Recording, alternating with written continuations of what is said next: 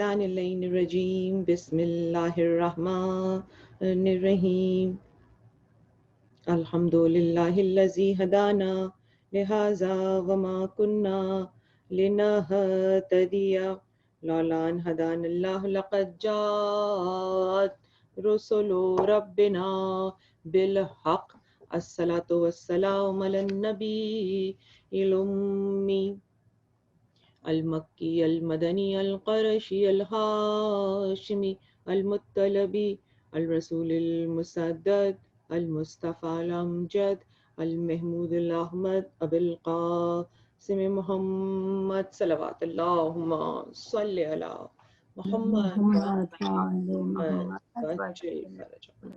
الصلاۃ والسلام علی سید المطہر والامام المظفر والشجاع الغضنفر ابی شبیر و شبر غالب علی کل غالب مطلوب کل طالب نقطۃ دائرۃ المطالب امام مشارق والمغارب اسد اللہ الغالب امیر المومنین علی ابن ابی طالب صلوات اللہم صلی علی محمد وآل محمد وعجل فرجہم الصلاۃ والسلام علی صاحب دعوت النبویہ وصولۃ الحیدریہ والعصمت الفاطمیہ والحلم الحسنیہ والشجاعت الحسینیہ والعبادت السجادیہ والمآثر الباقریہ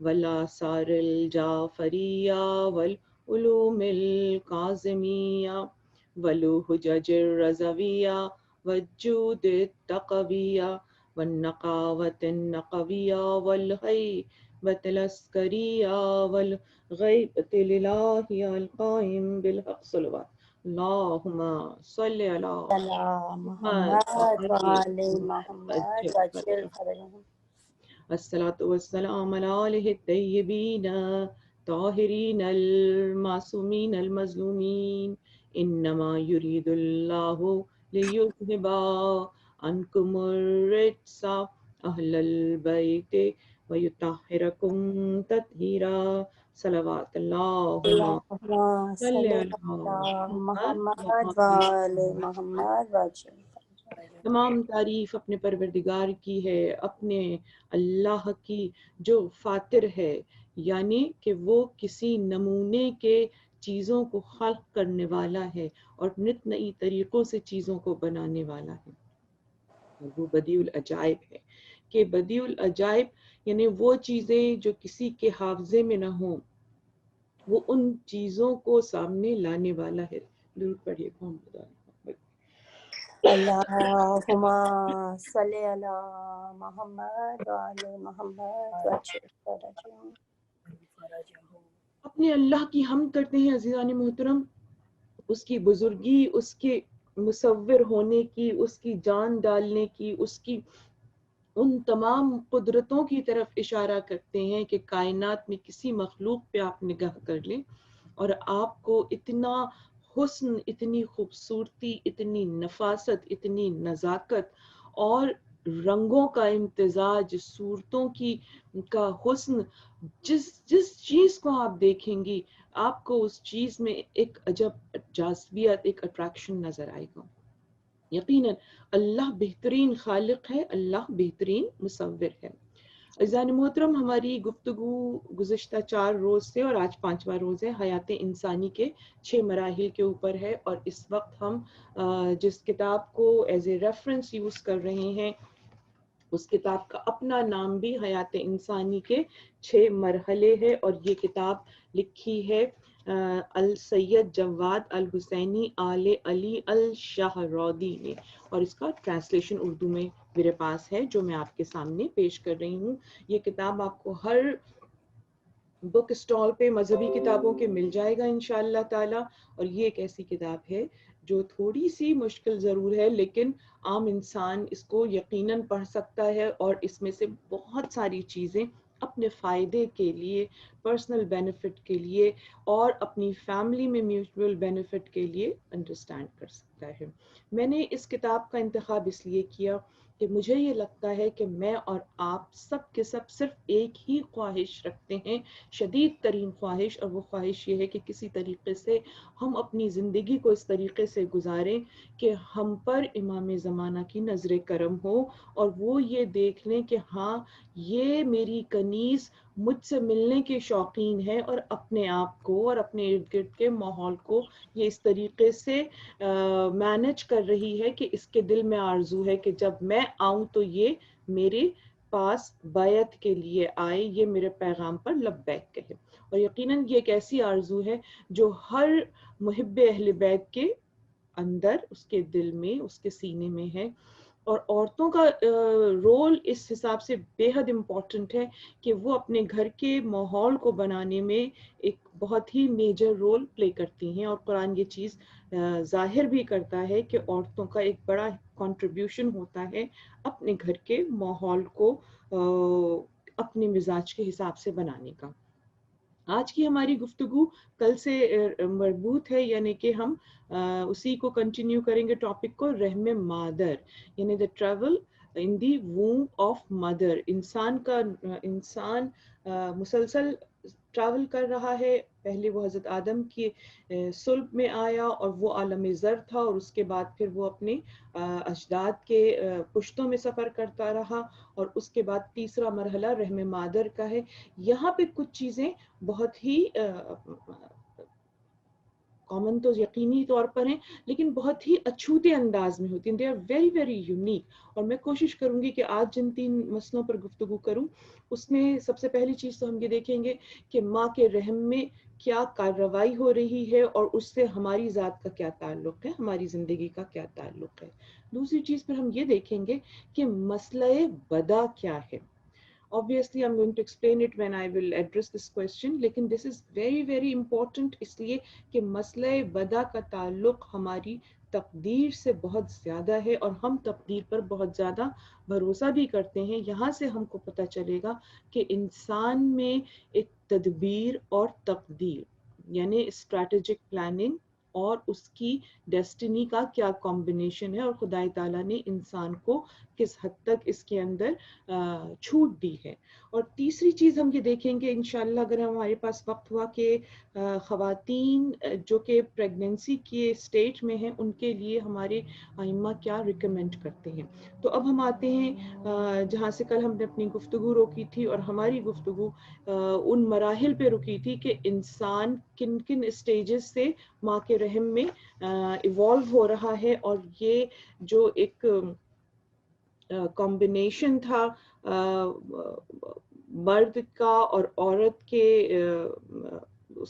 اس کمبینیشن کو کس طریقے سے خدا تعالیٰ ایک چھوٹی سی جگہ پر ایک اندھیرے میں اس طریقے سے ایوالو کرتا ہے کہ وہ ایک اسٹیٹ سے دوسرے اسٹیٹ میں جاتا ہے۔ اور اس اسٹیٹ کے لیے میں نے آپ کے سامنے جس آیت کو پیش کیا تھا، 3 آیتیں تھیں، یہ آیات تھیں سورہ مومنون کی آیت 12، 13، 14، جس میں پروردگار عالم نے کمپلیٹلی بڑی وضاحت کے ساتھ بہت ہی ویوڈ طریقے سے بتا دیا تھا کہ گیلی مٹی سے ہم نے تمہیں نطفہ بنایا، اور نطفے کو پھر ایک محفوظ سیکیورڈ مقام پہ رکھا، اور پھر اس کے بعد ہم نے اس کو جمع ہوا خون بنا دیا، اور پھر اس جمے ہوئے خون کو ہم نے گوشت کا لوتھڑا بنا دیا، اور اس لوتھڑے میں پھر ہم نے ہڈیاں پیدا کی، پھر ہڈیوں پر ہم نے گوشت چڑھا دیا، اور پھر ہم نے اسے ایک اور ہی مخلوق بنا دیا۔ پس پر برکت والا ہے وہ اللہ جو سب سے بہتر پیدا کرنے والا یا احسن الخالقین ہے۔ اس اسٹیج کو میں نے آپ کو ایکسپلین کر دیا تھا۔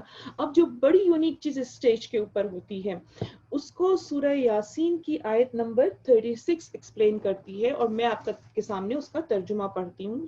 سورہ یاسین کی آیت نمبر 36 جس میں پروردگار عالم اپنی اسی کریٹو ایبلٹی کی طرف اشارہ فرماتا ہے۔ پاک و بے نیاز ہے وہ خدا جس نے تمام جوڑوں کو پیدا کیا۔ جوڑے یعنی کہ پیئرز، ہم نے تمام چیزوں کو جوڑوں میں پیدا کیا، ان چیزوں میں سے جنہیں زمین اگاتی ہے، اور ان کے نفوس میں سے، اور ان چیزوں میں سے جن کا انہیں علم بھی نہیں۔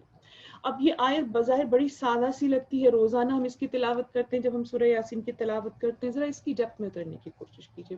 اس ایک چھوٹی سی آیت میں خدا تعالیٰ بہت سارے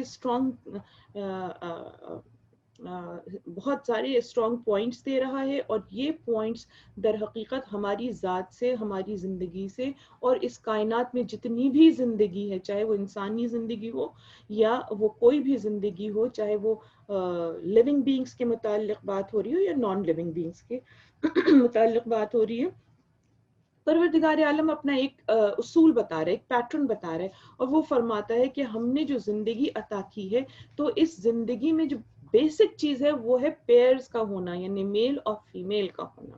اور آپ اچھی طرح سے جانتی ہیں کہ یہ میل اور فیمیل صرف انسانوں میں نہیں بلکہ تمام تر جتنی بھی لیونگ بینگز ہیں اس کے اندر آتے ہیں. اور ہم دیکھتے ہیں کہ یہ میل اور فیمیل پھر جب یہ ایک دوسرے کے قریب آتے ہیں، نزدیک آتے ہیں، تو اس کے بعد پھر پروڈکشن آگے بڑھتی ہے. تو یہاں پہلی چیز تو پروڈکٹیو سائیکل کے لیے جو چیز ایکسپلین کی گئی وہ یہ کہ میل اور فیمیل کا ہونا ضروری ہے. اس کے بعد جو بے حد انٹرسٹنگ چیز ہے اور جو ہم میں سے اکثر لوگ نہیں جانتے، ہمیں لگتا ہے کہ انسان کی زندگی میں صرف دو چیزیں ہیں، دو چیزوں کا مرکب انسان کا جسم ہے. ایک اس کا جسم ہے یعنی کہ اس کی فزیکل باڈی ہے، اور دوسری چیز اس کی روح ہے یعنی کہ اسپرٹ ہے. اور جب یہ دونوں چیزیں مل جاتی ہیں تو انسان وجود میں آ جاتا ہے. لیکن یہ آیت ہمیں ایک بہت ہی انٹرسٹنگ چیز بتاتی ہے کہ یہ دو چیزیں نہیں ہیں، دو ایلیمنٹس نہیں ہیں، بلکہ اس میں ایک تیسری چیز بھی ہے. اور وہ کیا چیز ہے؟ اب آپ دیکھیں یہاں پہ پروردگار کہتا ہے پاک اور بے نیاز ہے وہ اللہ جس نے تمام جوڑوں کو پیدا کیا ان چیزوں میں سے جنہیں زمین اگاتی ہے، اور ان کے نفوس میں سے، اور ان چیزوں میں سے جن کا انہیں علم نہیں ہے. تو اب زمین اگاتی ہے سے کیا مطلب ہے؟ یعنی اب again taking our thoughts again backward اس مقام پر جہاں مٹی کی بات آئی تھی، جو کچھ زمین میں ہے وہ سب کچھ انسان، وہی تمام ایلیمنٹس جو ہیں وہ انسان کے جسم میں ہیں. تو یہاں زمین اگاتی ہے کے معنی یہ ہیں جو کہ علماء نے آبویسلی کیے ہیں، ان کی تفاسیر میں مینشن ہے کہ یہ جو ہماری فزیکل باڈی ہے اس کو زمین اگاتی ہے. آبویسلی کسی کھیت میں انسان نہیں اگ رہے ہوتے، لیکن وہ جو مٹی کی خصوصیات تھیں وہ خدائے تعالیٰ اپنی قدرت سے، اپنے کمال سے انسان کے جسم میں پروان چڑھاتا ہے. یعنی عورت جس کو کہ خدائے تعالیٰ نے خالق اصغر بنایا، ماں باپ دونوں خالق اصغر ہیں، لیکن ان کی کمبینیشن کے بعد اب خدا تعالیٰ اپنی کارگزاری کو پروسیس کر رہا ہے ماں کے ووم میں، اور وہ سارے ایلیمنٹس جو اس زمین سے وابستہ ہیں وہ انسان کے جسم میں آنے لگتے ہیں. تو حیات انسانی کے 6 مرحلوں میں یہ فرسٹ سٹیپ ہے جہاں پہ انسان کی فزیکل باڈی بن رہی ہے، ایوالو کر رہی ہے. تو جن چیزوں کو زمین اگاتی ہے، دوسری چیز آئی ان کے نفوس میں. یعنی جو دو چیزیں میں نے آپ کے سامنے عرض کی کہ ایک فزیکل باڈی ہے اور دوسرا اس کی روح ہے. تیسرا ایلیمنٹ خدا تعالیٰ مینشن کر رہا ہے کہ یہ انسان کا نفس ہے. اور پھر تیسری چیز کیا ہے جس کے لیے کہا اور ان چیزوں میں سے جن کا انہیں علم نہیں. اور جن چیزوں کا علم نہیں، قرآن کی ایک اور آیت فرماتی ہے کہ اور اے حبیب یہ آپ سے روح کے بارے میں سوال کرتے ہیں تو آپ فرما دیجئے کہ روح حکم خدا ہے، یہ اللہ کا حکم ہے، اور تمہیں اس کے بارے میں بہت ہی تھوڑا سا علم دیا گیا ہے. تو روح وہ چیز ہے، وہ ایلیمنٹ ہے کہ جو ہم اس کے بارے میں زیادہ نہیں جانتے، اسے کہ خدا نے ہمیں بہت کم اس کے بارے میں علم دیا ہے. لیکن اگر ہم پھر واپس جائیں حضرت آدم کی کہانی کے بارے میں تو ہم دیکھتے ہیں کہ حضرت آدم کے جسم کو جب خلق کر دیا پروردگار عالم نے، اپنے سامنے تراش خراش دیا، تو اس کو کمپلیٹ بنانے کے بعد پھر پروردگار عالم نے حکم دیا روح کو کہ تو اس کے اندر داخل ہو جا. اور روح نے اس وقت وہ اندر داخل ہوئی منہ کے ذریعے، لیکن فوراً ہی پلٹ کر آئی اور اس نے کہا پروردگار اندر اتنا اندھیرا ہے میں نہیں جا سکتی. پھر پروردگار عالم نے اپنا نور داخل کیا انسان کے جسم میں، روشنی دی، اور اس روشنی کے بعد پھر وہ روح جسم میں داخل ہوئی. تو یہ روشنی خدا تعالیٰ کا دیا ہوا وہ عطیہ ہے جو ہر انسان اپنے دل میں لے کے آتا ہے، اور اسی روشنی کو نفس کہا گیا ہے. نفس کے بارے میں اگر آپ جا کر تحقیق کریں تو آپ کو لغتوں میں، ڈکشنری میں علماء جو اس کو ایکسپلین کرتے ہیں وہ کہتے ہیں نفس ایگزیکٹلی بالکل ریپلیکا ہوتا ہے آپ کے اپنے جسم کا. آپ کا جو ریفلیکشن ہوتا ہے، جیسے ہم آئینے میں دیکھتے ہیں تو ہم آئینے میں جو دیکھ رہے ہوتے ہیں تو وہ ہمارا جسم نہیں ہوتا اور وہ ہماری روح نہیں ہوتی، لیکن ہمارا عکس ہوتا ہے. یہ جو آپ خواب میں دیکھتی ہیں، جب خواب میں آپ کسی کو دیکھتے ہیں آپ ایگزیکٹلی ویسے ہی دیکھتی ہیں جیسا وہ فزیکلی ہوتا ہے. تو یہ چیز انسان کی نفس ہے، اور ہمارا دین پھر ہمیں یہ سمجھاتا ہے کہ یہ تین چیزیں پہلی بار اکٹھا ہوتی ہیں ماں کے رحم میں. تو حمد ہے اس پروردگار عالم کی جو بہترین بنانے والا ہے. اور ابھی ہماری عقل اتنی محدود ہے، سائنس نے بہت ترقی کر لی ہے، لیکن اس ترقی کے باوجود ہم ابھی بہت ساری حکمتوں کو نہیں سمجھ پا رہے ہیں. تو ہو سکتا ہے جو چیزیں میں آپ کے ساتھ شیئر کر رہی ہوں آپ اس کو آبجیکشنیبل لگ رہی ہوں، اور آپ یہ سوچ رہی ہوں کہ بھئی اس کو سائنٹیفکلی کیسے پروف کیا جائے گا.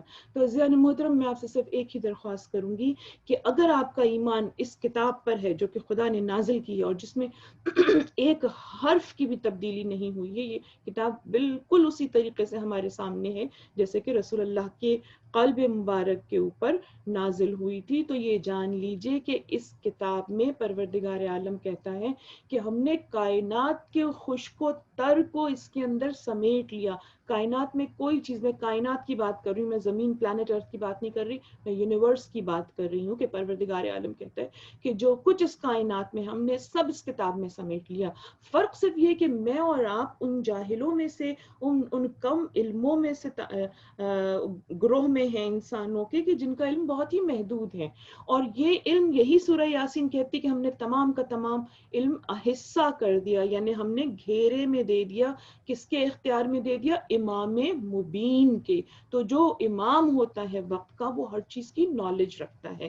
ہماری تو بس اتنی ہی اویئرنیس ہے جتنا کہ ہم علم لے پاتے ہیں. تو میں آپ کو ابھی سے ڈسکلیمر دے رہی ہوں، میرا ڈسکلیمر یہ ہے کہ جو کچھ میں آپ کو سمجھانے کی کوشش کر رہی ہوں اس میں میری کتابیں، میرے ریسورسز میں آپ کے ساتھ یقیناً اگر آپ کہیں گی تو میں شیئر کر لوں گی، میں کوشش کرتی ہوں مستقل بتانے کی. لیکن اگر آپ مجھے سائنٹیفکلی چیلنج کریں گی اور میں اس کو ان کتابوں سے نہیں پروف کر پاؤں گی تو میں آپ سے کہوں گی انتظار کرو، تھوڑا سا انتظار کرو. جیسے جیسے سائنس ترقی کر رہی ہے ویسے ویسے مذہب کی گتھی کھلتی چلی جا رہی ہے، کنفیوژنز دور ہوتی جا رہی ہیں. آج کا انسٹیٹیوٹ کا پڑھا ہوا ذہن یہ کہتا ہے کہ مذہب اور دین اور سائنس الگ ہیں، لیکن میں پورے یقین کے ساتھ یہ بات کہتی ہوں اپنے بچوں سے کہ دین اور سائنس میں فرق نہیں ہے، بلکہ یہ دونوں ایک دوسرے کو اسٹرینتھن کر رہے ہیں. یہ جو آئیڈیالوجی ہم نے مذہب اور سائنس کے ڈفرنس کے لیے ہے، یہ ہم ان مذاہب سے لے کر آ رہے ہیں کہ جن مذاہب میں تحقیق بند تھی، علم کا اصول بند تھا. اگر کوئی سائنٹسٹ یہ کہتا تھا کہ زمین گول ہے یا زمین سورج کے گرد چکر لگا رہی ہے، سورج زمین کے گرد چکر نہیں لگا رہا، تو ان کو پھانسیاں دے دی جاتی تھی. ہسٹری جا کر دیکھیے، آپ کو یہاں پر اسلام کی حقانیت پتہ چل جائے گی کہ اسلام میں جو کچھ کہا گیا سائنس اس کو پروف کر رہی ہے. وہ آیت قرآن مجید کی جس میں پروردگار عالم کہتا ہے کہ ہم عنقریب آپ کو اپنی نشانیاں انسان کے جسم میں دکھائیں گے. اور جس وقت یہ ہمارے پاس ایکس رے کی ہائر فارم آئی ہے جس کو کہ آپ سی ٹی اسکین کہتی ہیں، کیا اس کی آپ نے دیکھا تھا اس زمانے میں ایک امیج بہت زیادہ پاپولر ہوا تھا کہ جو انسان کے قلب کی، انسان کے سینے کی ایک امیج کو بہت سرکولیٹ کیا تھا انہوں نے، کہ انسان کی باڈی کو جب آبزرو کیا گیا تو اس میں رگوں کا جال اس طرح سے بچھا تھا کہ اس میں لا الہ الا اللہ محمد رسول اللہ لکھا ہوا امیج نظر آ رہا تھا. تو آپ صرف اس بات کا انتظار کیجئے کہ ترقی ہوتی جائے علوم میں، اور علوم مذہب کو اور قرآن کو واضح کر سکیں. میں اپنی جہالت کا اعتراف کرتی ہوں کہ میں اتنا زیادہ مطالعہ نہیں کر پاتی، لیکن ہمارے درمیان اسکالرز کی ایسی کتابیں موجود ہیں جو بہت ہی زیادہ سائنٹیفکلی ایڈوانس تھے، اور انہوں نے جب قرآن مجید کا مطالعہ کرنا شروع کیا تو انہوں نے اپنے لیول سے جا کر قرآن کی آیتوں کو ایکسپلین کرنا شروع کیا. لیکن ہم ابھی تک ظاہر اس کو نہیں پڑھ پائے ہیں تو ہم آپ کو پریزنٹ نہیں کرتے، لیکن میرے اپنے لائبریری میں ایسی کئی کتابیں موجود ہیں جو کہ سائنس اور قرآن کی الائنمنٹ پہ گفتگو کرتے ہیں. ہم واپس آتے ہیں اپنے موضوع کے اوپر، اور یہاں ہم بات کر رہے تھے کہ انسان کے جسم میں انسان تین چیزوں کا مرکب ہے، اور وہ تین چیزیں ہیں جسم، روح اور نفس، یعنی باڈی، اسپرٹ اینڈ سیلف. اب یہ تین چیزیں ابھی تک اکٹھے نہیں ہوئی تھی، اب یہ ماں کے شکم میں اکٹھے ہوئی. اب یہ جیسے جیسے فیٹس ایوالو کرتا جاتا ہے ویسے ویسے اب میں سائنٹیفک ایکسپلینیشن میں نہیں جا رہی کہ کس طریقے سے اس کی فیٹس کی باڈی جو ہے وہ پری نیٹل سٹیجز سے گزرتی ہے. میں نے آیت کی قرآنی آیت آپ کے سامنے پڑھ دی، اب آپ جا کر اس کو ایکسپلور کر سکتی ہیں. لیکن پروردگار عالم یہ بتا رہا ہے، وہ صاحب قدرت ہے، وہ بنانے والا ہے. کہ آپ دیکھیے اتنا سا بچہ ہوتا ہے، بچہ تو خیر جب باہر آتا ہے تو وہ اچھا خاصا 5 سے 7 8 پاؤنڈ کا ہو چکا ہوتا ہے، لیکن جب یہ بچہ صرف 2 3 4 انچ کا ہوتا ہے تو پروردگار عالم اس کے اندر وہ سارے سسٹمز ڈیولپ کر رہا ہوتا ہے، نسوں کا جال پھیل رہا ہوتا ہے، دل ہوتا ہے، دل دھڑک رہا ہوتا ہے، آنکھیں بن چکی ہوتی ہیں. یہ ساری چیزیں کون بنانے والا ہے سوائے اللہ کے؟ تو بس اس اللہ کی بارگاہ میں جھکنا چاہیے، اس اللہ کی حمد کرنی چاہیے جو ہمیں ڈفرنٹ کیفیتوں سے گزار رہا ہے، جو ہمیں مٹی کے ذرے سے کہاں پہنچا رہا ہے. اور یہ بچہ جس وقت ماں کے پیٹ میں ہوتا ہے تو اس پہ بڑے شدید اثرات ہو رہے ہوتے ہیں. اب ان اثرات کے بارے میں گفتگو کرتے ہیں کہ یہ اثرات کس قسم کے ہوتے ہیں. ان اثرات کے بارے میں آپ یہ سمجھ لیجئے کہ جو کچھ ماں کے ارد گرد ہو رہا ہوتا ہے، سب سے پہلے تو یہ کہ جس وقت ماں اور باپ فزیکل انٹیمیسی میں آتے ہیں، اس وقت جو ہیومن کنڈیشنز ان کی اپنی ہوتی ہیں، they are strongly affecting not only this process, they are strongly affecting the creation of this fetus.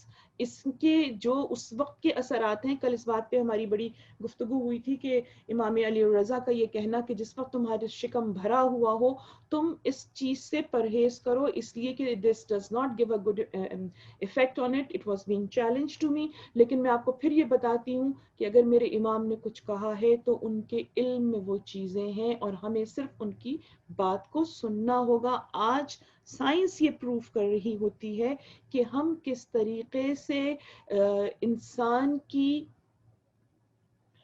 جو جذبات ہوتے ہیں، ماں کے جذبات اور باپ کے جذبات ہوتے ہیں، یا ماں اور باپ کے جو اپنی ٹریٹس ہوتی ہیں، جو ایموشنز ہوتے ہیں، وہ سب کے سب اس فیٹس کے اوپر افیکٹ کرتے ہیں. اب یہ فیٹس ڈیولپ ہو رہا ہے. یہاں پہ ہمیں جو نظر آتی ہیں حدیث مبارکہ، اس میں ہم یہ دیکھتے ہیں کہ رسول اللہ نے کیسے اس پروسیس کو ایکسپلین کیا. It's a beautiful example which رسول اللہ has given.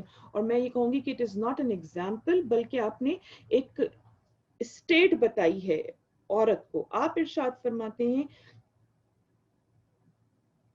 کہ ایک عورت جو ماں بن رہی ہے اس کا مقام ایک روزے دار کی طرح سے، یعنی اس کو صائمہ کہا گیا، روزہ رکھنے والی کہا گیا. اور یہ فرمایا گیا کہ وہ عورت مسلسل 9 مہینے جہاد کر رہی ہوتی ہے. اس کو جب ہمارے علماء ایکسپلین کرتے ہیں تو دے ایکسپلین اٹ بیوٹیفلی. وہ ہمیں کیا بتاتے ہیں؟ وہ کہتے ہیں جس طریقے سے روزہ دار چاہے وہ مرد ہو یا عورت ہو، وہ بہت ساری حلال چیزوں سے اپنے آپ کو روک لیتا ہے. خدا تعالیٰ یہ چاہتا ہے کہ فار دیز 30 days اسٹریٹ ہم اپنے آپ کو حلال چیزوں سے بھی دور رکھیں تاکہ ہم اپنے آپ کو فزیکلی ڈیٹاکس کریں. اس لیے کہ میں اگر کہوں گی فزیکلی پیوریفائی، وہ ٹرمنالوجی مشکل سے سمجھ میں آئے گی کچھ ذہنوں میں، لیکن اگر میں ڈیٹاکسیفائی کرنا کی ٹرمنالوجی یوز کروں گی تو بہت سارے لوگ اس کو آسانی سے سمجھ لیں گے، اس لیے کہ یہ ٹرم آج کل بہت پاپولر ہے.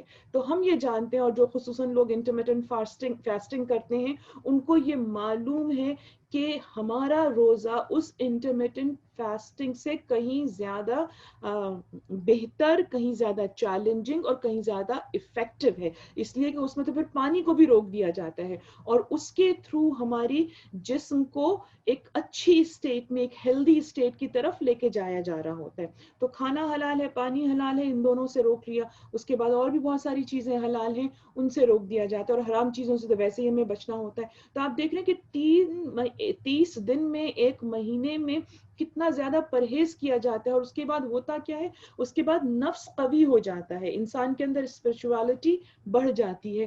تو ایک پریگننٹ عورت پورے 9 مہینے اس اسپرچوالٹی کو گین کر رہی ہوتی ہے، وہ اپنے جسم کو وقف کر دیتی ہے اس تربیت کے لیے، اس تخلیق کے لیے کہ جس بچے کو بنانے کے لیے اسے خدا تعالیٰ نے ایک اس کو شرف بخشا ہوتا ہے، اس کو فیسیلیٹیٹ کیا ہوتا ہے کہ وہ اپنے وجود کے اندر ایک اور وجود کو پروان چڑھائے. وہ پروردگار عالم کا جو شاہکار انسان ہے، اس کی تخلیق کے لیے ایک طریقے سے وہ اس کو اس تخلیق کے اندر وہ بہت ایکٹیو یا آپریشنل ہوتی ہے. اس وقت وہ سرٹن میجرز لیتی ہے کہ وہ بھی ان تمام چیزوں سے پرہیز کرے گی. کیوں؟ اس لیے کہ ان تمام چیزوں کا جو کہ موضوع نہیں ہے یا جو مناسب نہیں ہے یا جو سب اسٹینڈرڈ ہیں وہ فیٹس پہ اثر انداز نہ ہو. اور ہمارے یہاں اسلام میں بے حد تفصیل کے ساتھ یہ بتایا گیا ہے کہ کن مہینوں میں کیا مراحل طے کیے جائیں، کن مہینوں میں کون سی غذا کھائی جائے. ہر مہینے کی الگ غذا بتائی گئی ہے، اور یہ تک بتایا گیا ہے کہ کن مہینوں میں کون سا پھل زیادہ بہتر ہے استعمال کرنا، اور کن مہینوں میں کون سی سوروں کی تلاوت ریکمینڈ کی گئی ہے. اور یہ ساری چیزیں ڈیٹیل سے ہمارے پاس موجود ہیں. This is a very very common book. I think everyone should have it. میرے پاس یہ 20 سال سے کتاب رکھی ہوئی ہے، بالکل پتلی سی، آپ دیکھ لیجئے کہ چند صفحوں کی کتاب ہے، مثالی ماں. اور اس کے اندر ایک ایک مہینے کو اسٹیپ بائی اسٹیپ ایکسپلین کیا گیا ہے بلٹ پوائنٹس میں کہ کس مہینے میں کیا چیز استعمال کرنی چاہیے. اور آبویسلی یہ ساری چیزیں ریٹریو کی گئی ہیں اماموں کے اقوال سے. اب یہاں پہ میں آپ کو ایک چھوٹی سی بات بتاؤں. میں جس وقت اپنی مونٹیسوری کا کورس کر رہی تھی تو اس میں جو ایک چیز میں نے دیکھی تھی، میں اسی کی مثال دے سکتی ہوں تاکہ لوگوں کی سمجھ میں آئے کہ سائنس اور دین کس طریقے سے ایک دوسرے کے ساتھ ساتھ چلتے ہیں. اس میں ہمیں ایک آواز ریکارڈڈ سنائی گئی تھی، اور آبویسلی آپ سوچئے ماریا مونٹیسوری کو گزرے ہوئے کتنا عرصہ ہو گیا. اس نے یہ تھیوری پیش کی تھی. اس نے کہا تھا کہ فیٹس یعنی کہ وہ جو بچہ اندر فارمیولیٹ ہو رہا ہوتا ہے وہ باہر کی آوازوں کو سنتا ہے اور وہ ان کا اثر قبول کرتا ہے، اور اس کے بعد وہ ان سے مانوس ہو جاتا ہے، ان سے اٹیچ ہو جاتا ہے. تو اس نے سجیسٹ کیا تھا کہ اپنے فیٹس سے بات چیت کی جائے، اور اس نے یہ سجیسٹ کیا تھا کہ جو کیئر گیورز اس بچے کے اراؤنڈ ایکسپیکٹڈ ہوتے ہیں، جیسے ماں ہے، باپ ہے، دادی ہے، نانی ہے، anyone who is expected to take care of the foetus, ان کو چاہیے کہ وہ روز اس بچے سے بات کریں. اور پھر ہمیں وہ آوازیں بھی سنوائی گئی تھیں جو فیٹس اندر سے باہر کی دنیا کی سن رہا ہوتا ہے، کہ وہ لہریں کس طریقے سے لگتا ہے جیسے پانی میں کوئی آواز آ رہی ہو اور وہ ان آوازوں کو سن رہا ہو، اور ان آوازوں کا ایفیکٹ بھی ہوتا ہے. اب آپ آئیے یہاں پہ ہماری ائمہ کی احادیث پہ کہ ہمارے ائمہ کیا کہتے ہیں. It's such a beautiful thing. امام کہتے ہیں، اور میں آپ کو یہ کتاب سے پڑھ کے بتائی تاکہ آپ کو یہ نہ لگے کہ میں اپنے دل سے یہ باتیں بتا رہی ہوں. یہاں پر امام کا یہ قول درج ہے کہ بچے کا نام 4 مہینے 10 دن سے پہلے رکھ لینا چاہیے. یعنی بچہ جب ڈیولپ ہو رہا ہو ماں کے فیٹس میں، تو ماں کے جو 9 مہینے کا پیریڈ ہے اس میں 4 months and 10 days کے اوپر کہا جا رہا ہے کہ بچے کا نام رکھا جائے. اس کے بعد پھر امام کہتے ہیں کہ اس کا نام مبارک رکھو، یعنی برکت والا رکھو. اور پھر امام کہتے ہیں کہ اس بچے سے باتیں کیا کرو، اور اس بچے سے نہ صرف باتیں کیا کرو بلکہ اس کو نام لے کر اس کو سلام کیا کرو. اور یہ حکم ماں کو بھی دیا جا رہا ہے اور یہ باپ کو بھی دیا جا رہا ہے. درود پڑھیں محمد آل محمد. اللہم صلی علی محمد وآل محمد وجل.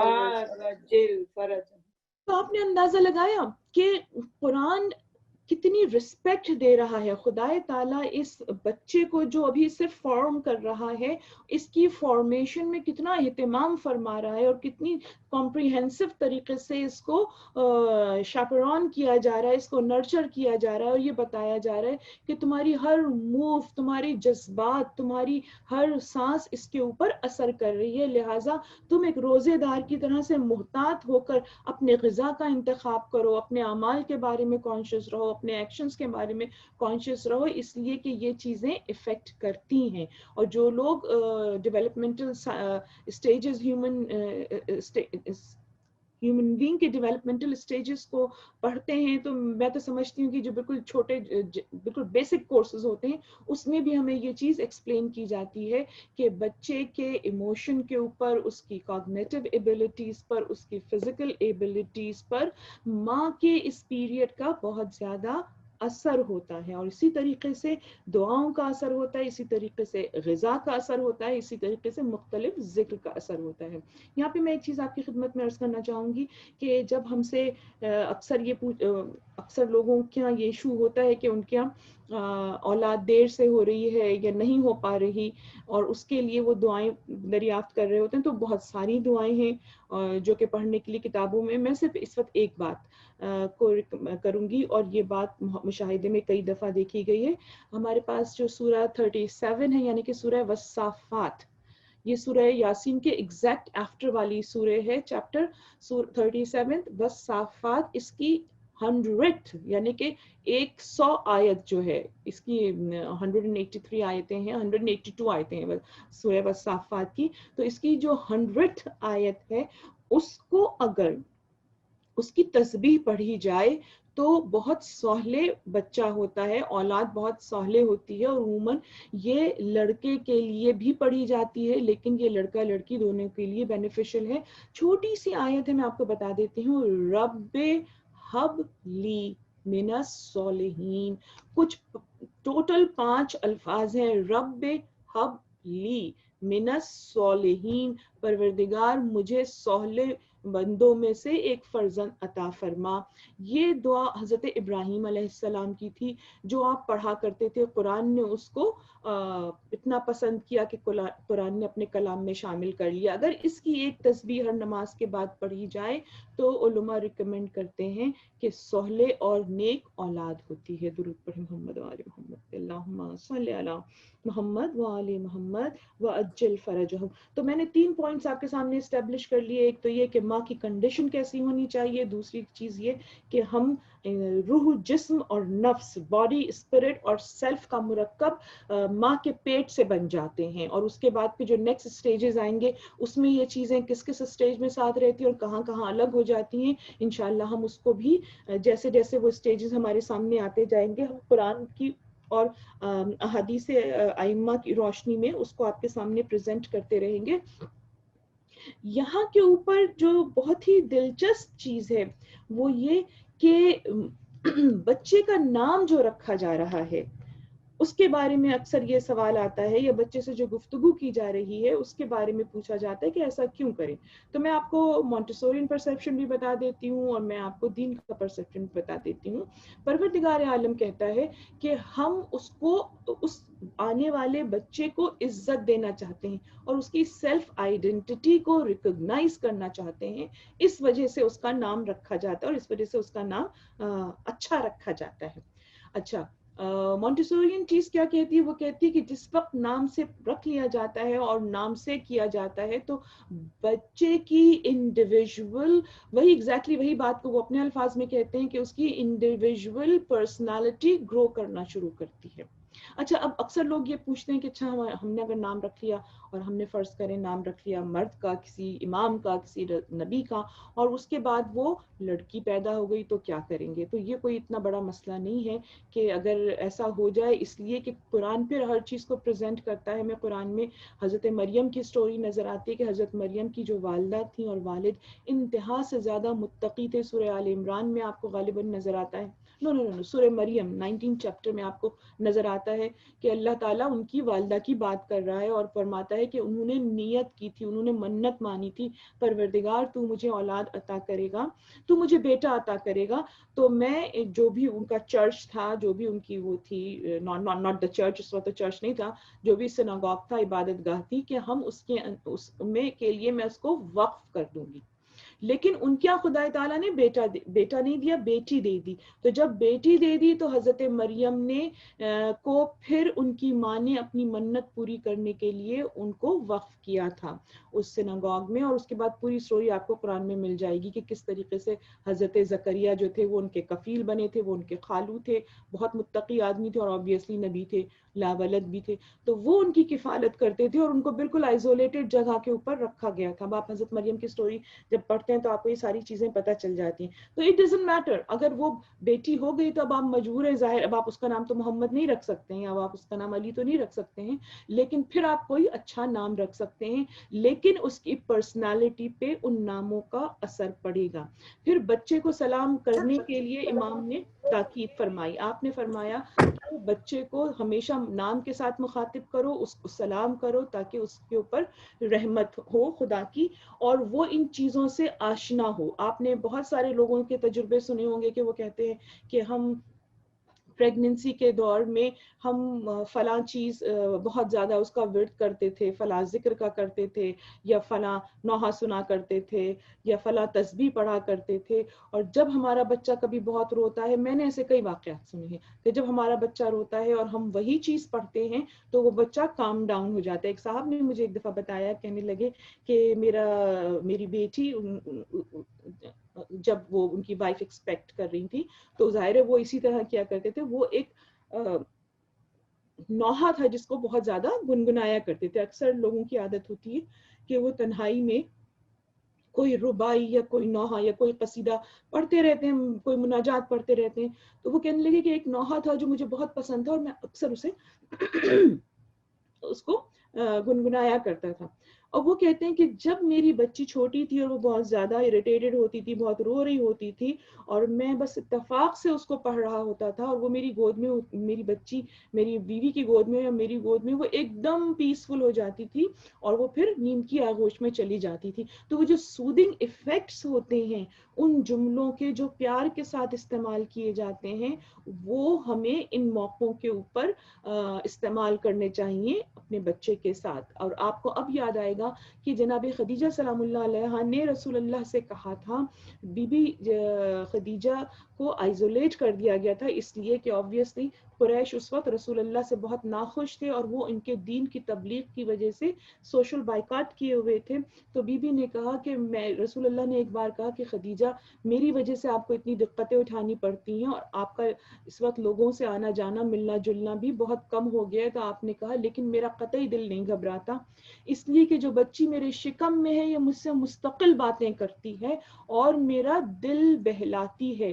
تو پروردگار عالم اپنے انبیاء کو اور اپنے اولیاء کو وہ معجزات عطا کرتا ہے, وہ قدرتیں عطا کرتا ہے کہ جو ان کو امپاور کرتے ہیں. یہی چیز ہم ایگزیکٹلی فاطمہ بنت اسد شہزادی کے لیے بھی سنتے ہیں کہ امام علی اپنی مادر گرامی سے گفتگو کیا کرتے تھے, اور یہ چیز آپ کو بہت نظر آئے گی, بہت سارے انبیاء کے واقعات میں نظر آ جائے گی. تو یہ کوئی عجیب سی بات نہیں ہے, بس یہ ہے کہ جو صاحب اختیار ہیں, جو قدرت والے ہیں, ان کی پریگننسی بھی ظاہر ہے بہت بہتر ہوتی ہے. میں یہاں پہ چیٹ میں ایک سوال مستقل دیکھ رہی ہوں کہ سوال کیا جا رہا ہے کل کی مجلس کی ریکارڈنگ مل جائے گی. بالکل مل جائے گی, اس کو یوٹیوب پہ اپلوڈ کیا جا رہا ہے ان مجالس کو, انشاءاللہ 2-3 روز میں آپ دیکھ لیجئے گا. اور یوٹیوب میں جانے کے لیے آپ کو صرف میرے نام کو ٹائپ کرنا ہوگا, سینین حیدر, اور انشاءاللہ آپ کو مجالس ملنے لگیں گی.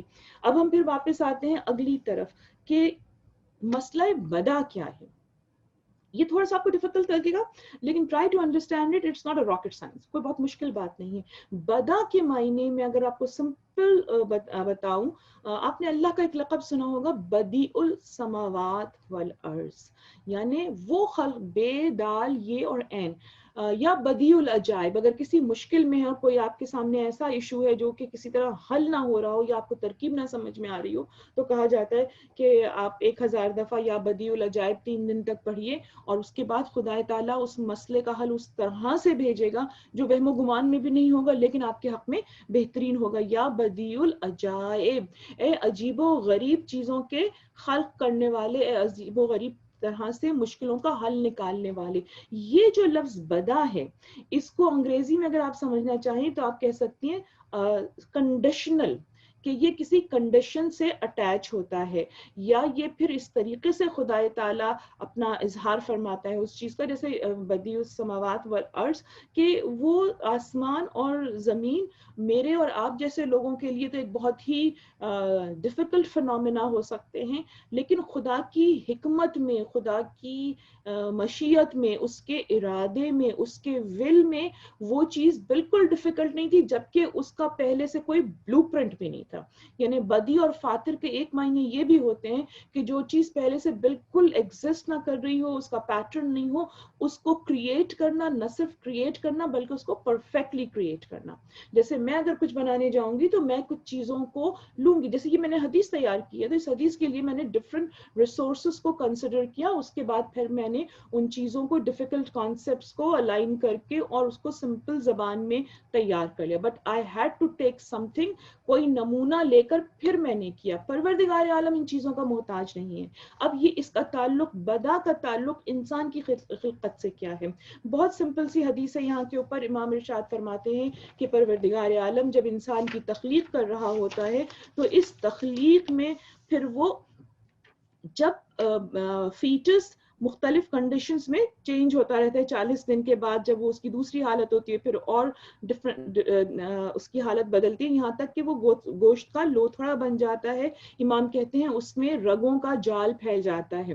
جب اس کا رگوں کا جال یعنی کہ اس کی باڈی جو ہے وہ ایوالو ہو رہی ہوتی ہے تو اللہ تعالیٰ 2 فرشتوں کو بھیجتا ہے جو ماں کی منہ کی راہ سے رحم میں داخل ہوتے ہیں. اب پلیز سائنٹیفکلی مجھ سے یہ نہ پوچھیے گا کہ ماں کے منہ سے فرشتے کیسے چلے گئے. یا this can happen, this can happen. فرشتے ہر قوت کے اوپر اللہ تعالیٰ نے مقرر کیے ہوئے اور وہ خدا کے حکم سے سارے کام انجام دیتے ہیں. وہ ماں کے دہن کے راستے اندر داخل ہوتے ہیں, اس کے رحم میں جاتے ہیں, اور پھر پروردگار عالم کہتا ہے کہ اب اس گوشت کے لوتھڑے میں روح کو, جو کہ قدیم ہے یعنی ہمیشہ سے وہ حکم خدا چلا رہے, اس روح کو اللہ تعالیٰ کی طرف سے اس کے اندر ڈالو اور اب اس کے اندر صلاحیتیں یعنی اس کی اسکلز ڈیولپ کرو اور اس کے اندر ڈفرنٹ چیزیں کریٹ کرو. اور اس کے بعد پروردگار حکم دیتا ہے کہ حکم سے یہ فرشتے زندگی کی روح اس بدن میں پھونک دیتے ہیں. پھر اللہ کے حکم سے ابھی یہ جو میں نریشن آپ کے سامنے پڑھی دس از کنٹینیو. پھر اللہ تعالیٰ کے حکم سے اس میں آنکھ, کان اور تمام اعضاء فرشتے بناتے رہتے ہیں. پھر پروردگار عالم ان 2 فرشتوں کو حکم دیتا ہے, وہی کرتا کہتا ہے اس کے اوپر میری قضا اور قدر اور نافذ امر کو لکھ دو, اور جو کچھ لکھو اس میں میری طرف سے بدا کی شرط لگا دو. تب وہ فرشتے کہتے ہیں ہم کیا لکھیں. میں اس کو بالکل سمپل زبان میں آپ کو سمجھاتی ہوں کہ پروردگار عالم کے حکم سے وہ فرشتے کریٹ کرتے چلے جا رہے ہیں, اور once they are done with all the جتنے بھی آنکھ, کان, ناک جو بھی چیزیں تھی فزیکل, جب وہ بن گئیں تو اب تقدیر لکھی جا رہی ہے. تقدیر لکھنے کے لیے پروردگار کہتا ہے قضا اور قدر. قضا اور قدر از ڈیسٹنی ہے, ڈیسٹینیشن ہے. یہ ساری چیز not destination what ever the destiny is, تقدیر لکھی جاتی ہے. اور نافذ امر یعنی کہ جو چیزیں ہونے والی ہیں آئندہ وہ لکھ دیے جاتے ہیں. جیسے کل میں نے اشارہ کیا تھا کہ امام علی نے ارشاد فرمایا کہ شقاوت اور سعادت ماں کے اور باپ کے ملاپ کے بعد سے شروع ہو جاتی ہیں انسان کے مقدر میں آنا. اب بدا کی شرط کیا ہے؟ فرشتے کہتے ہیں پروردگار کیا لکھیں؟ پروردگار کہتا ہے اپنے سروں کی طرف دیکھو, ماں کے سر کی طرف. جب وہ فرشتے سر اٹھا کر اوپر دیکھتے ہیں تو وہ دیکھتے ہیں کہ لوح تقدیر ماں کی پیشانی سے ٹکرا رہی ہے, جس میں نومولود کی صورت اور زینت اور اس کی مدت حیات یا اس کے شقی یا سعید ہونے کے بارے میں لکھا ہے. پس ان فرشتوں میں سے ایک دوسرے کے لیے پڑھتا ہے اور پھر وہ دونوں مل کر اس کی تقدیر لکھتے چلے جاتے ہیں اور بدا کی شرط لگاتے جاتے ہیں. اب چونکہ ہمارے پاس وقت لمیٹڈ ہے تو میں آپ کو اس کو بالکل سمپلی ایکسپلین کرنا چاہوں گی کہ یہاں کے اوپر امام کے اس قول کو جو اسکالرز نے ایکسپلین کیا ہے وہ یہ کہتے ہیں کہ پروردگار عالم کے پاس 2 کتابیں ہیں یا 2 ٹیبلٹس ہیں. ایک ٹیبلٹ وہ ہے جس کو کہ لوح محفوظ کہا گیا ہے. یہ لوح محفوظ کا ذکر آپ نے بہت زیادہ سنا ہوا ہوگا کہ یہ لوح محفوظ وہ ٹیبلٹ ہے جس پہ اللہ تعالیٰ نے, ڈیوائن ٹیبلٹ ہے جس پہ اللہ تعالیٰ نے قیامت تک جو آنے والا ہے, ہونے والا ہے, ان سب کو لکھ دیا ہے. دس از ڈیفینٹ, جو اس پہ لکھا ہوا ہے وہ چینج نہیں ہو سکتا. ٹھیک ہے. اب یہاں پہ یہ کہتے ہیں کہ ایک اور ٹیبلٹ ہے اور اس ٹیبلٹ کا نام ہے لوح محو اسبات. محو و اسبات, محو اریزیبل جو کہ مٹایا جا سکے, محو کیا جا سکے, اسبات جو کہ لکھا جائے. تو اب یہ لوح محو و اسبات یعنی اس میں چینجز آ سکتی ہیں. This is indefinite. تو یہ 2 ٹیبلٹس ہوتی ہیں, 2 بکس ہوتی ہیں. اب ان میں سے فرشتے دیکھتے جاتے ہیں کہ اس آنے والے بچے کی کیا تقدیر ہے اور اس کو لکھتے چلے جاتے ہیں. اب میں اس کو ایگزامپل سے ایکسپلین کرتی ہوں, آپ کی سمجھ میں یہ بات آئے گی. ایک دفعہ رسول خدا صلی اللہ علیہ وآلہ وسلم کے سامنے سے ایک یہودی گزرا. اس نے رسول اللہ سے کہا السلام علیک, السلام علیک. اچھا, ہماری گریٹنگز کیا ہیں؟ السلام, سلام, سلام کے مطلب سلامتی, سام کے مطلب موت. تو اس نے کہا السلام علیک, کہ اے محمد استغفر اللہ, آپ مر جائیں. رسول اللہ نے کہا وعلیک السلام, کہ تمہاری موت تمہاری طرف پلٹ جائے. اس کے بعد جب وہ آگے بڑھا تو اس کی گستاخی کے اوپر جو صحابی تھے وہ تھوڑے سے ظاہر اپسیٹ تھے. تو رسول اللہ نے کہا کہ رسول اللہ صلی اللہ علیہ وسلم نے کہا کہ اس نے آپ کے اوپر موت بھیجی, یعنی ایسی گریٹنگز دی آپ کو. تو رسول اللہ نے کہا کہ میں نے اس کی موت اس پر پلٹا دی ہے, اور تم دیکھنا کہ اس کی گردن پہ اس کو سانپ ڈسے گا اور یہ مر جائے گا. خیر کوئی بات نہیں. اب وہ گیا جنگل میں, لکڑیاں کاٹی, لکڑیاں کاٹ کے جب وہ واپس آیا پھر رسول اللہ کے سامنے سے گزرا تو اس کی پیٹھ کے اوپر لکڑیوں کا گٹھا تھا, تو وہ زندہ تھا. تو صحابہ نے رسول اللہ کی طرف دیکھا کہ آپ کی تو پیشن گوئی تھی یہ مر جائے گا اور یہ تو زندہ ہے. تو رسول اللہ نے اس کو بلایا, اس سے کہا کہ اس گٹھے کو اتارو اور اس کو کھول دو لکڑیوں کو. جب انہوں نے لکڑیاں کھولی تو دیکھا اس کے اندر ایک زہریلا سانپ تھا جو اپنے پھن کو لکڑیوں کے اوپر مار رہا تھا. تو رسول اللہ نے کہا کہ اس کے مقدر میں یہ چیز لکھی تھی کہ یہ مر جائے, اس نے کوئی نیک کام کیا ہے جس کی وجہ سے اس کی موت ٹل گئی. جب اس سے پوچھا گیا اس نے کہا میں تو بس گیا ہوں, لکڑیاں کاٹیاں واپس آ گیا. رسول اللہ نے کہا تو غور سے مجھے بتا, دھیان سے یاد کر کیا کیا کیا. اس نے جب اپنے بارے میں سوچنا شروع کیا اس نے کہا ہاں میرے پاس 2 میٹھی روٹیاں تھیں, میں نے ایک روٹی کھائی اور ایک مجھے مسکین نظر آیا, وہ روٹی میں نے اس کو دے دی. رسول اللہ نے کہا کہ اس نے جو میٹھی روٹی اس کو دی, اپنے میں سے شیئر کیا کھانے میں سے, پروردگار عالم نے اس کی موت کو ٹال دیا. تو یہاں پہ 2 ٹیبلٹس ہیں, ایک ٹیبلٹ میں لکھا ہوا بدل نہیں سکتا, دوسرے ٹیبلٹ میں چیزیں ریز ہوتی ہیں, لکھی جاتی ہیں, یعنی پروردگار عالم کی مشیت میں, اس کے ارادے میں, اس کے ول میں سب کچھ ہے کہ کیا ہونے والا ہے. لیکن چونکہ اس نے انسان کو مختار بنایا ہے, اس لیے اس کے پاس, انسان کے پاس چوائسز ہوتی ہیں, تو پھر وہ ان چوائسز کے حساب سے کچھ چیزوں کو چینج کر سکتا ہے. جیسے ہم نے امام کا قول سنا کہ دعا مومن کا ہتھیار ہے, یہ آتی ہوئی موت کو ٹال سکتی ہے, یہ آنے سے پہلے بلا کو دور کر سکتی ہے. یا صدقے کے لیے بھی یہی سنتے ہیں کہ صدقہ موت کو ٹال دیتا ہے, عمر میں اضافہ کر دیتا ہے. یا رشتہ داروں کے بارے میں جو قطع رحمی کرتے ہیں, زیادتی کرتے ہیں, ان کے لیے یہ ہے کہ ان کی عمر کم ہو جاتی ہے.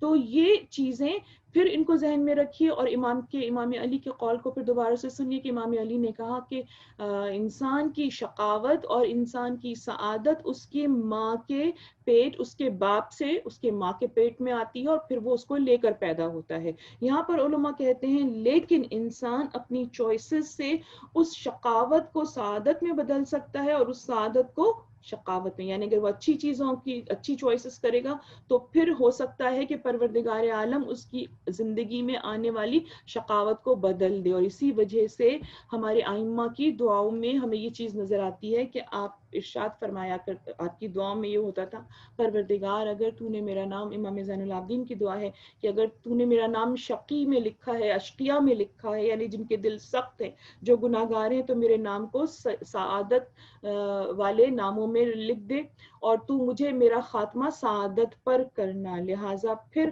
عمل ہمارے پاس موجود ہے, اور پھر خدا وہ صاحب قدرت ہے جو گناہوں کو مٹانے کا بھی اختیار رکھتا ہے, اور نہ صرف یہ کہ گناہوں کو مٹاتا ہے بلکہ ایک قرآن کی بہت خوبصورت آیت ہے جس کو کہ امام علی ابن الحسین زین العابدین نے اپنی دعا میں استعمال کیا. آپ کہتے ہیں میں نے مشرق سے مغرب کی طرف دیکھا اور مجھے پورے جہان میں کوئی ایسا اختیار والا, طاقتور, غالب نظر نہ آیا جو تجھ جیسا ہو کہ تو میرے گناہوں کو نیکیوں سے بدلنے کی قدرت رکھتا ہے. یعنی کہ وہ صرف میرے گناہوں کو معاف نہیں کر سکتا بلکہ اسی ویٹ کو ٹرانسفر کر سکتا ہے سعادت کی طرف.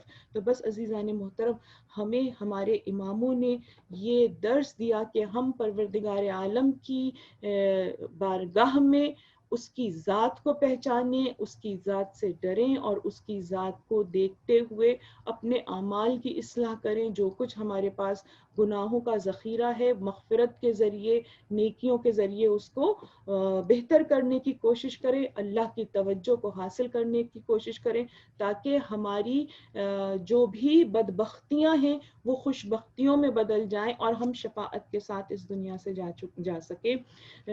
I'm very sorry کہ میں آپ کو یہ نہیں بتا سکی کہ کون سی غذائی یا کون سے اعمال ہیلپ فل ہوتے ہیں، لیکن میں سمجھتی ہوں کہ یہ چیز کل ہم 5-10 منٹ میں ایکسپلین کر لیں گے انشاءاللہ کل کی مجلس میں، اگلے مرحلے پہ جانے سے پہلے۔ آج کی گفتگو تو ہم یہیں تمام کرتے ہیں عزیزان محترم۔ آج اس عزا خانے کی 5ویں مجلس ہے، اور یہ 5ویں مجلس ہمیں جن مصائب کی طرف ہمیں لے کے جاتی ہے، وہ مصائب عموماً 5 تاریخ کو حضرت علی اکبر کے بیان کیے جاتے ہیں، اس لیے کہ اس عزا خانے میں آخری مجلس جناب سکینہ کی ہوتی ہے، تو ہم ان مصائب کو ایک دن پہلے لے کر آ جاتے ہیں، اور آج شہزادہ علی اکبر کا پرسہ دینا ہے، ان کا ماتم کرنا ہے، اور یہ کام بہت ضروری ہے۔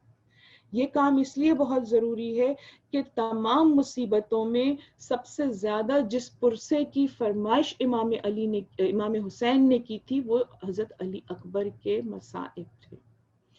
ایک تو علی اکبر جیسا بیش قیمت بیٹا جس کی کوئی نظیر نہیں تھی، جو شکل و شباہت، رفتار، گفتار، ہر چیز میں رسول خدا کی تصویر تھا، تو اس سے جو عشق امام حسین کو تھا ہم وہ سمجھ ہی نہیں سکتے کہ کس طریقے سے امام حسین نے اپنی نماز شب میں گڑ گڑا کے اللہ سے دعا کی تھی کہ مجھے ایسا بیٹا دے جو میرے نانا کی تصویر ہو، تاکہ میں اسے دیکھ کے اپنے نانا کی کو یاد کر سکوں۔ اور خدا تعالیٰ نے نہ صرف شکلاً وہ بیٹا دیا تھا، بلکہ وہ بیٹا اپنے اخلاق میں، اپنے کردار میں، اپنی چال ڈھال، ہر چیز میں رسول اللہ کا سے مشابہ تھا۔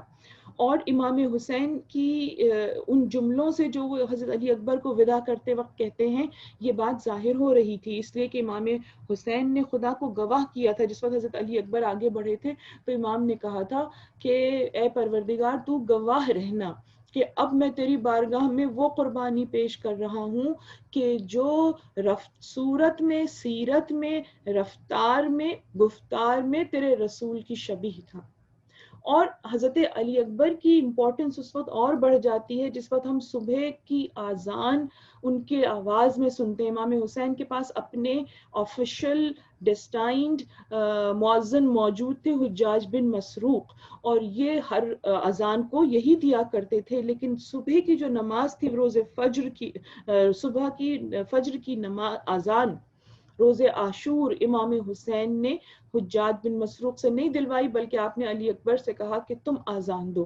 گویا امام حسین نے اس طرف جو لوگ تھے یزیدی فوج کے، ان کو لہجہ رسول، آواز رسول، شباہت رسول دکھا کر ان کے ایمان کو جھنجھوڑا تھا کہ اگر تم سمجھتے ہو کہ یہ دین محمد مصطفیٰ کا منت کش احسان ہے، تو پھر تمہیں چاہیے کہ تم اس آواز کی طرف کھنچ کر آؤ۔ اور امام کی یہ اسٹریٹجی بڑی افیکٹو رہی تھی۔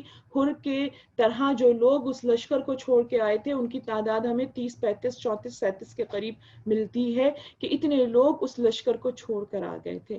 اب آپ سوچئے، امام حسین نے فرمائش کی تھی آپ سے، شیعوں سے فرمائش کی تھی، جو 3 باتیں امام زین العابدین نے کہی ہیں شیعوں کے لیے کہ مجھ سے میرے بابا نے وقت آخر تمہارے لیے پیغام دیا تھا۔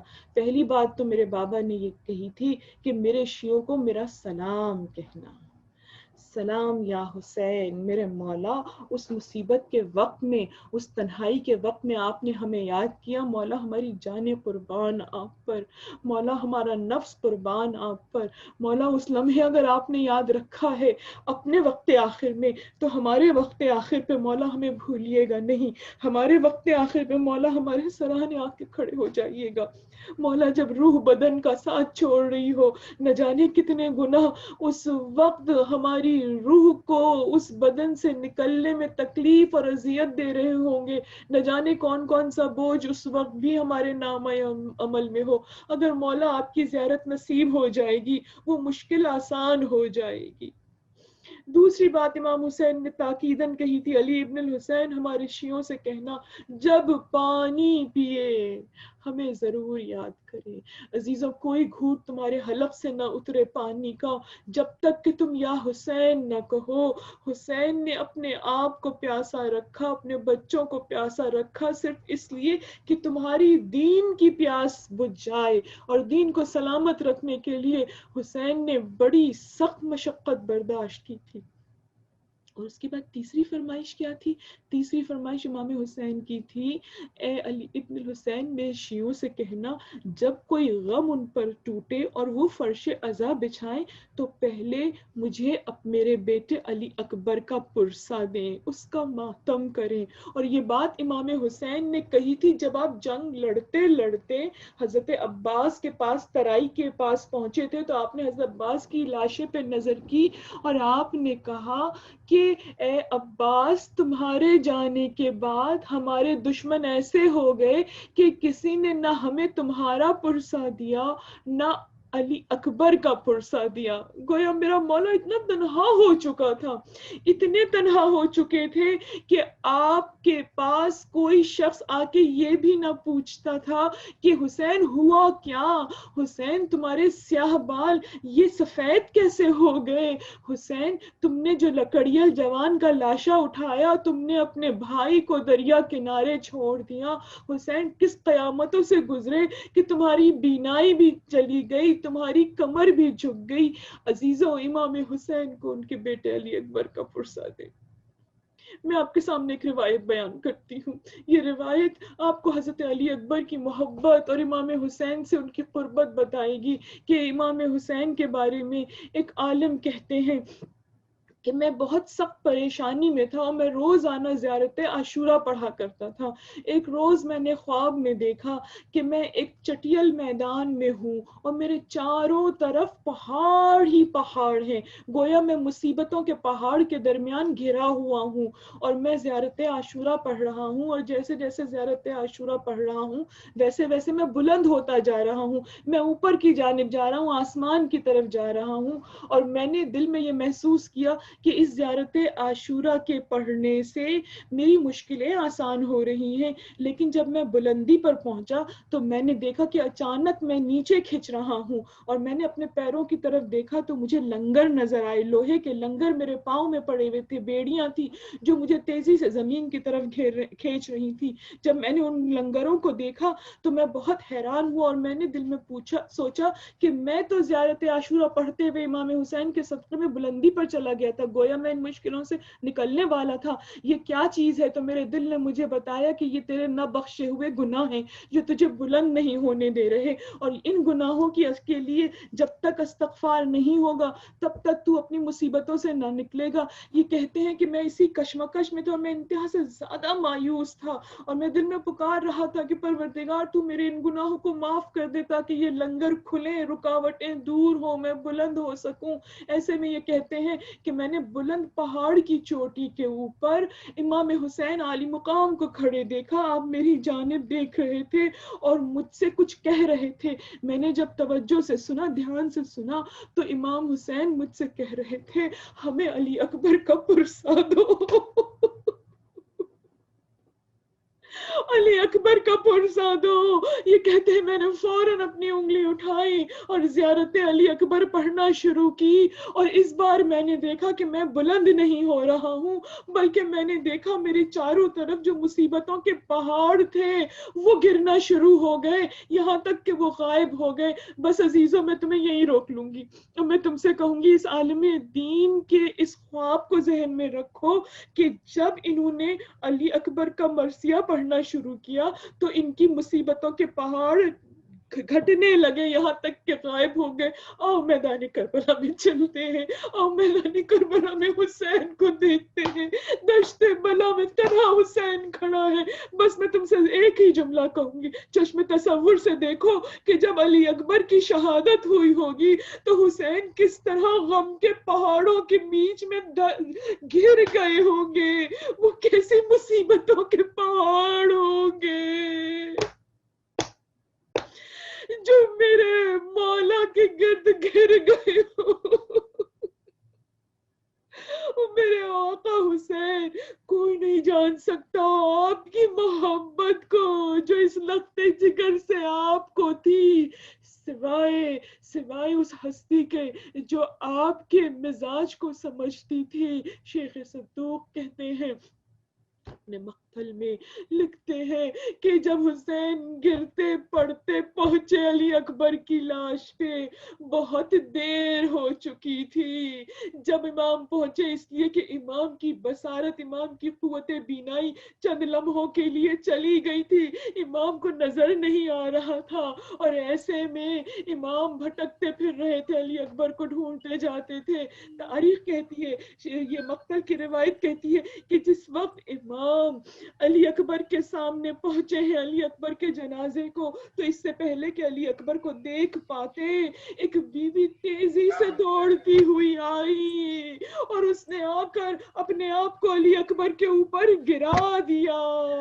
اس کے بعد روایت کا جملہ سنیے گا، آپ کا رونا رکے گا نہیں، اس لیے کہ اس کے بعد لکھتے ہیں شیخ کہ بی بی نے اپنے آپ کو گرا دیا اور اپنا مطلب حاصل کر لیا، یعنی کہ حسین کی توجہ بٹا دی. حسین کے لیے علی اکبر کی شہادت قیامت تھی، لیکن جیسے ہی زینب کو باہر آتے دیکھا، زینب کو گرتے دیکھا علی اکبر کے جنازے پر، امام حسین کو ایک دم خیال آیا کہ ابھی میری زندگی میں زینب باہر نہ آئے. ایک بار کہتے ہیں بہن زینب تو کیوں باہر آ گئی؟ بس اتنی دیر میں. اب میں آپ کو دوسری روایت زین العابدین علیہ السلام کی سناتی ہوں. کسی نے پوچھا کہ مجھے یہ بتائیے کہ جس وقت لوٹا ہوا سامان واپس ملا ہے شام میں، اس وقت جناب زینب کی چادر جو اتاری گئی تھی، ان کے سر سے چھینی گئی تھی، جب وہ واپس ہوئی تو وہ سرخ رنگ کی تھی. آخر جناب زینب نے اس قیامت کے دن عاشور میں سرخ چادر کیوں پہنی تھی؟ امام نے کہا اے شخص، وہ چادر سفید تھی، وہ سرخ نہ تھی. لیکن جب میری پھوپھی میرے بھائی کے لاشے پہ گری تھی، اس کی سفید چادر خون سے رنگین ہو گئی تھی. بی بی آپ کو پرسا، مولا آپ کو پرسا شہزادہ علی اکبر کا. آقا آپ سے کہتی ہوں کہ علی اکبر کے صدقے میں میرے امام وقت کی مصیبتوں کو دور کر دیجئے اور وہ جلد ظہور فرمائے. مولا ہماری سب سے بڑی مصیبت یہ ہے کہ ہمارا والی، ہمارا آقا ہمارے درمیان میں نہیں ہے. بس ان کی مصیبتیں دور کریں اور ہمیں علی اکبر کے صدقے میں امام زمانہ کے قریب کر دیں. مولا ہماری نسلیں شہزادہ علی اکبر کے صدقے میں اس دین کی قیمت کو سمجھیں اور اپنے دین کو بچانے کے لیے امام حسین کے نزدیک آ سکیں. جتنے حاضرین محفل ہیں ان کی کل مشکلیں آسان فرمائیے شہزادہ علی اکبر کے صدقے میں. لعنت اللہ علی قوم الظالمین. ماتم حسین.